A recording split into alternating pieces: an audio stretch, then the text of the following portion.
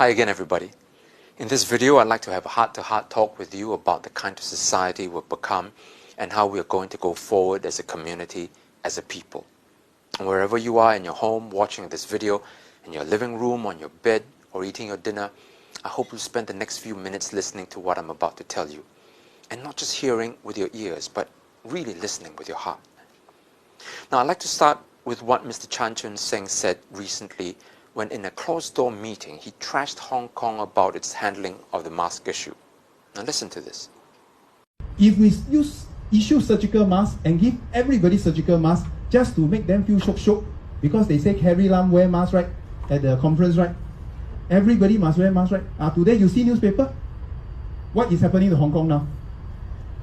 What did South China Morning Post just report about Hong Kong?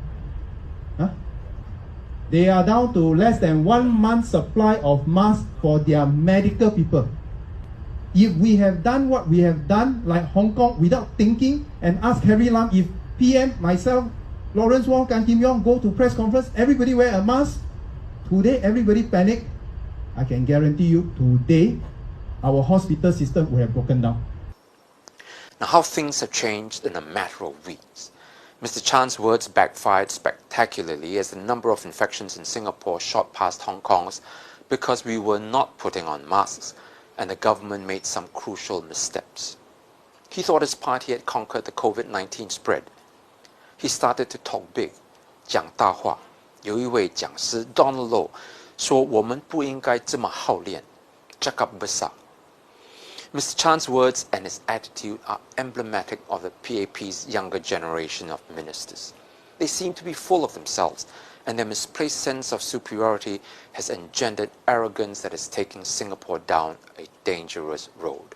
It is this kind of attitude that led Mr. Goh Chok Tong to say that at more than $100,000 a month, the ministers are not paid enough. He even recounted how his compatriot Edwin Tong said that in becoming a junior minister, his income had been reduced to $50,000 and that he still had a house to pay and a family including parents and in-laws to feed. You heard that right, $50,000 a month, and he was still lamenting about his salary. This is how far removed the ministers are from common folk like you and me. Now, unabashedly, the ministers keep referring to their own leadership as exceptional. It took the coronavirus to expose this boast. As of the recording of this video, we have the highest number of infections in Southeast Asia and one of the highest in the region. This crisis has shown the PAP's leadership to be very ordinary indeed. For now, however, I want to focus on this PAP mindset, a mindset which has been imposed on our society and made it a very exploitative, bullying, and even brutish one. How else can you explain the fact that while ministers pay themselves such huge amounts but refuse to enact a minimum wage law? It is also this mindset that suppresses the wages of our workers. Foreign workers, including PMETs, are imported in staggeringly large numbers. To give you an idea of how many foreigners we have here, nearly 40% of our 5.7 million population is not Singaporean. And many of them are PMETs, competing with Singaporeans on who can stomach lower wages. It is a race to the bottom. And the Prime Minister even tells us that if we keep talking about work-life balance, the Vietnamese, Indians, and Chinese will steal our lunch. The message? Work harder, work longer, work cheaper.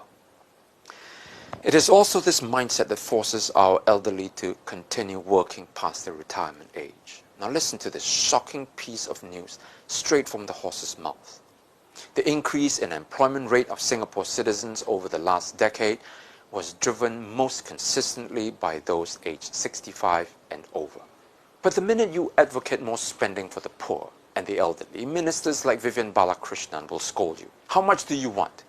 Do you want 3 meals in a hawker center, food court, or restaurant? Now, he also waxed hyperbolic when the SDP proposed minimum wage and increased social spending, saying, "The SDP will set us on the road to Greece, and it is the duty of my team to awaken Singaporeans to the dangers of such policy prescriptions." But when the PAP bills Jewel Changi for $18 billion, and goodness knows how much more for the Founders Memorial, it's money well spent.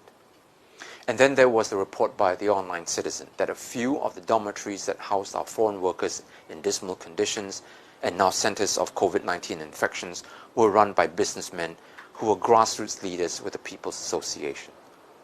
The TOC also reported that the wife of one of these businessmen had showcased their weekend party house at Sentosa Cove, which sits on a, now wait for it, $9,000 per square foot plot of land.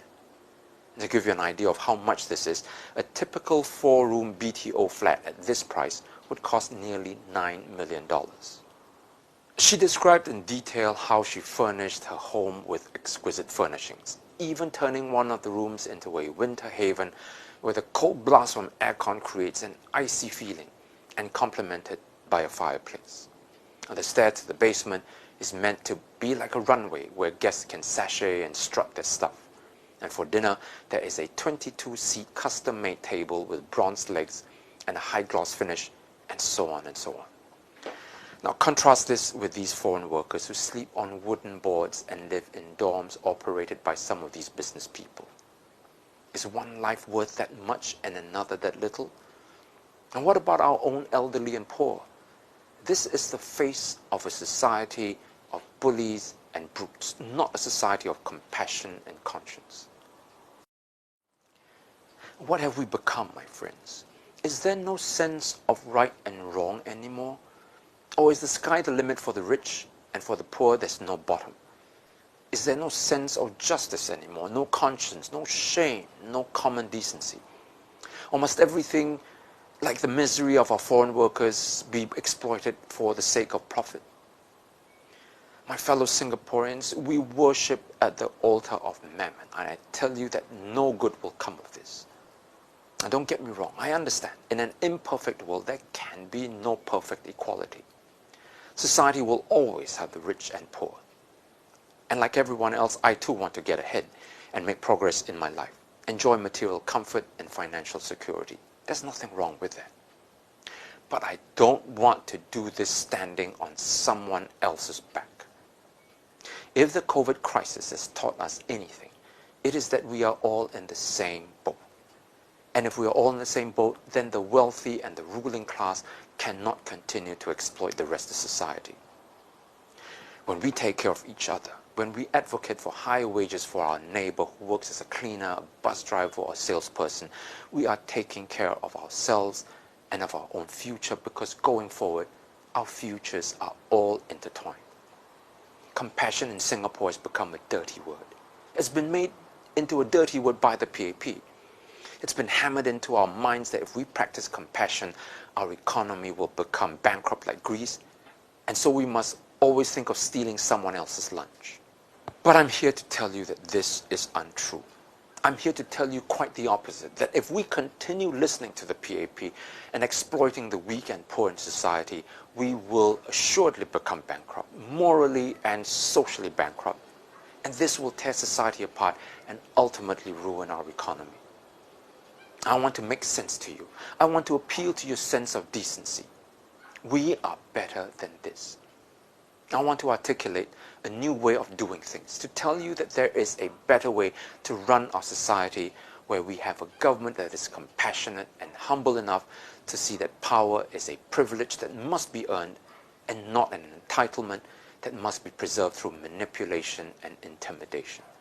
One that doesn't keep thinking that it is exceptional and trashing other government leaders. One where ministers don't pay themselves million-dollar salaries while denying our low-income workers minimum wage. One where the wealthy own multi-million-dollar homes while our poor barely make it in life. And one where we stop striving to attract billionaires, but rather work to make our society one with the world's happiest people. My colleagues and I in the SDP invite you to come and build this vision with us. These are values that matter. A society without values is a society devoid of humanity, and a society without humanity is one too frightening to contemplate, and worse, one that will not last. Now, I've spent my whole life fighting for these values, and if I had another life, I'd spend it doing the same, because I don't want to live in a society that has no soul. I want to live in a society where values matter, where people matter. And can we envision such an alternative? Can we conceive of such a society? Of course we can. But we need to have the courage to care, the courage to listen to the nature of our better angels. I have never stopped believing in Singapore, in you, my fellow Singaporeans. We must aspire to a bigger and better nation. I hope that as you're at home in this lockdown, you'll think about what I said and come and join me and my colleagues to help make this vision a reality.